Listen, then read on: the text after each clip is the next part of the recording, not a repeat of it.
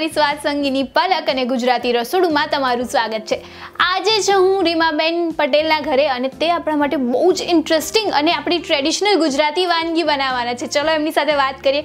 કેમ છો રીમાબેન? એકદમ ફાઇન। આજે તમે આપણી ગુજરાતી ટ્રેડિશનલ વાનગી બનાવવાનો છો। એ કઈ વાનગી છે એ કહો મારા દર્શકોને। વેડમી। અચ્છા, એટલે વેડમી જે આપણા દરેક ગુજરાતીના ઘરે તો બનતી જ હોય છે, એવી વેડમી આજે આપણે કહેવાનું એકદમ સિમ્પલ રીતે કેવી રીતે બને છે એ શીખવાનું છે। તો વેડમી બનાવવા માટે કયા કયા ઇન્ગ્રેડિયન્ટ્સ જોઈશે?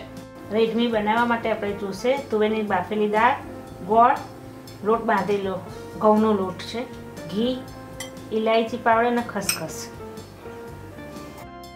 આપણા ગુજરાતની ટ્રેડિશનલ મીઠાઈ કહી શકાય એવી વેડમી અત્યારે બનવા જઈ રહી છે। તો આવો રીમાબેનને કહીએ હવે બનવાની શરૂઆત કરે। સૌથી પહેલાં શું કરશું? પહેલાં આપણે ગોળનો પાયો કરીશું। થોડો 1-2 ચમચી ઘી નાખીશું,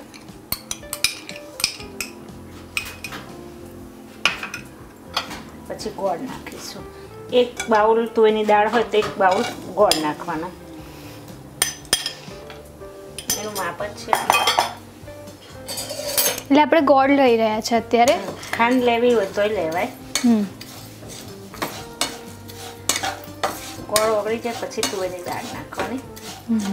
તુવેરની દાળ બાફતી વેળા એક જ રાખવાનું કે ઓગળી ના જવી જોઈએ, આખી રહેવી જોઈએ। આખી રહેવી જોઈએ, નહીં તો પછી પાણી છૂટે।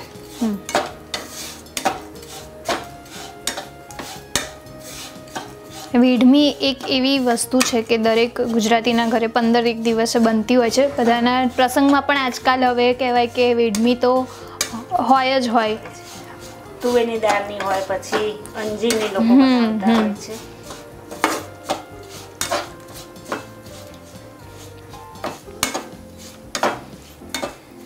અમુક લોકોને તુવેરની દાળ વધારે બફાઈ જાય તો ઢીલું રહી જાય, તો પછી બહુ વાર લાગે।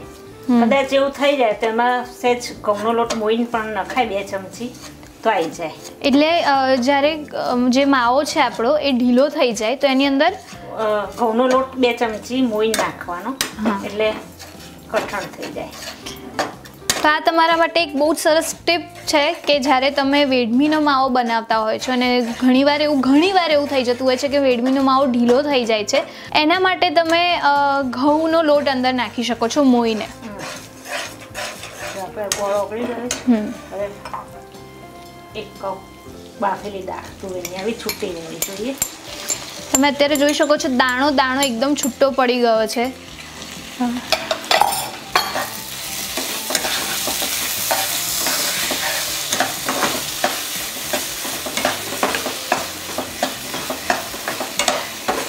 મોસ્ટલી બધાના ઘરે ખાંડ નાખીને બનતી હોય છે, પણ આ થોડું કહેવાય કે ખાંડ કરતાં ગોળ થોડો હેલ્ધી ઓપ્શન પણ છે, એટલે એ પણ એટલે ટેસ્ટમાં કંઈ ફરક નહીં પડે।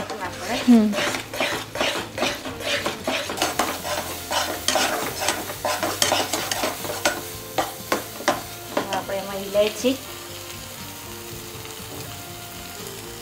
એમાં ખસખસ,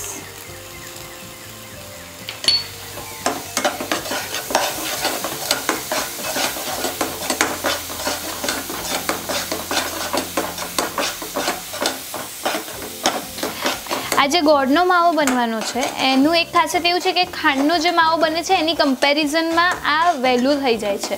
મતલબ તમારે જો ફટાફટ બનાવવું હોય તો તમે આ બનાવી શકો છો।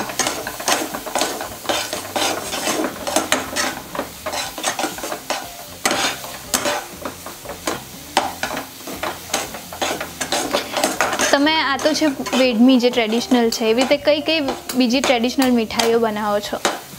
કોપરા પાક બનાવીએ છીએ, પછી મોહનથાળ બનાવીએ, મગસ બનાવીએ છીએ। બસ હવે થઈ ગયો છે માવો આપણો। હવે એને ઠંડુ થવા દેવું પડશે, એટલે થાળીમાં ઠંડુ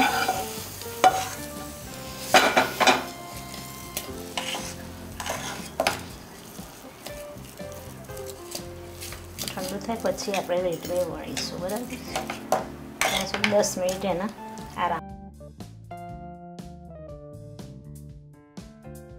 તો વેડમીનો જે માવો છે એ તૈયાર થઈ ગયો છે, હવે એને બનાવવાની શરૂઆત કરીએ।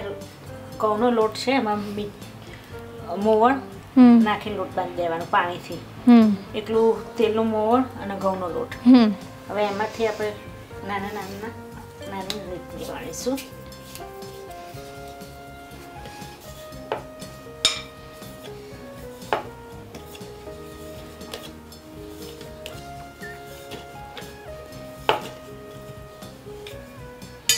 એક ચમચી જેટલો માવો કરીશું.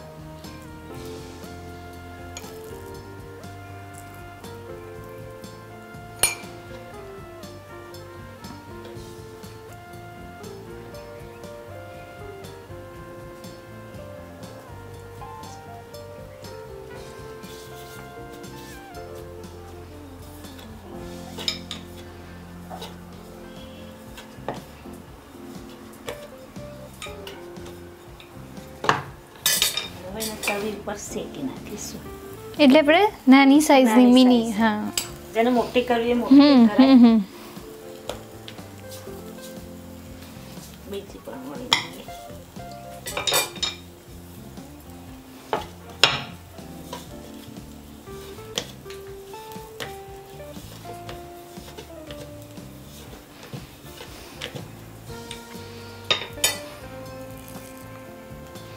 ઘણા આની અંદર કોપરાનું છીણ ને એવું બધું નાખતા હોય છે, પણ આ સારું લાગે છે.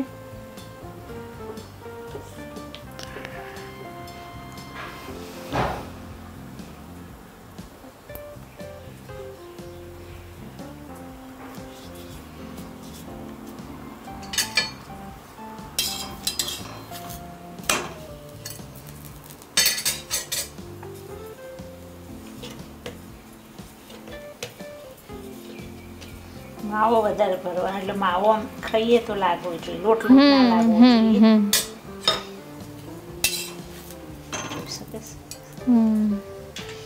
ધીમા તાપીને થવા દેવાનું.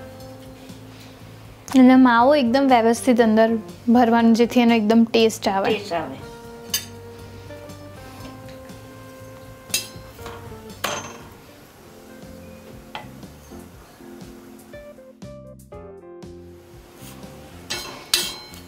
આપણે કોઈ પણ ગુજરાતી એવી રેસ્ટોરન્ટમાં જમવા જઈએ ત્યારે આ સાઈઝની જ આપતા હોય છે, આ ટાઈપની. તો તમે એને તમારે જો એવું જ કંઈક ખાવું હોય તો આવી રીતે મસ્ત તમે ઘરે પણ આવી રીતે બનાવી શકો છો.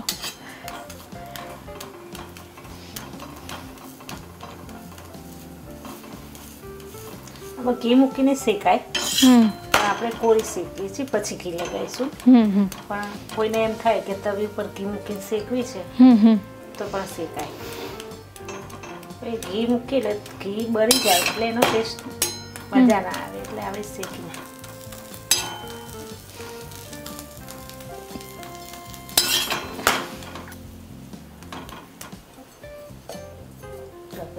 તૈયાર થઈ જાય છે.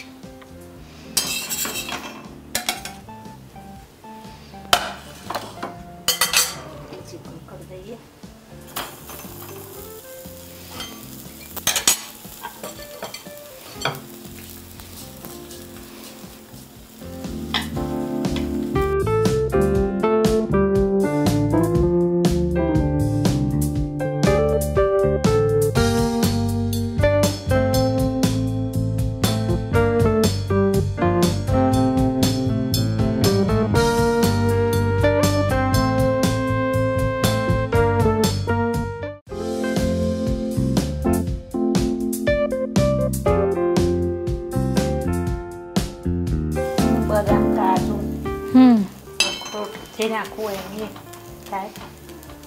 અને હવે તો ખજૂર છે, અંજીર છે, એના વાળી પણ વેડમી બનતી હોય છે, પણ આ આપણી જે કહેવાય કે ટ્રેડિશનલ રીત છે.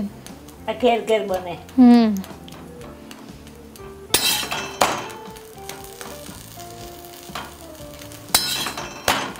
અને કઢી અને વેડમીનું જે એપિક કોમ્બિનેશન છે કે જે તૈયાર થઈ ગઈ છે. જો આ પૂરણપોળી તૈયાર છે. હવે આપણે ઘી લગાવીને પછી સર્વ કરીએ. ઘી વધારે જોઈએ.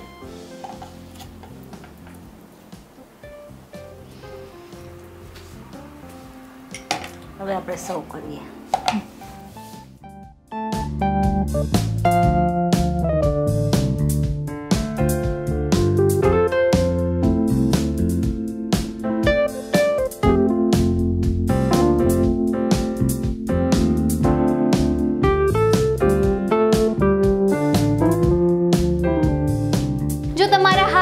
છે સ્વાદનો અનેરો જાદુ અને તમે તમારી રેસિપી લોકો સુધી પહોંચાડવા ઈચ્છો છો તો રાહ શેની જુઓ છો? અત્યારે જ ગુજરાતી રસોડુનો સંપર્ક કરો. ગુજરાતી રસોડુના પ્લેટફોર્મ પર આવવા માટે અત્યારે જ તમારી રેસિપી અમારા વોટ્સએપ નંબર પર મોકલી આપો. અમારો વોટ્સએપ નંબર છે 6351680454. તેની સાથે જ તમે અમારો ઈમેલ દ્વારા પણ સંપર્ક કરી શકો છો. અમારું ઈમેલ આઈડી છે contact@gujaratirasodhu.com.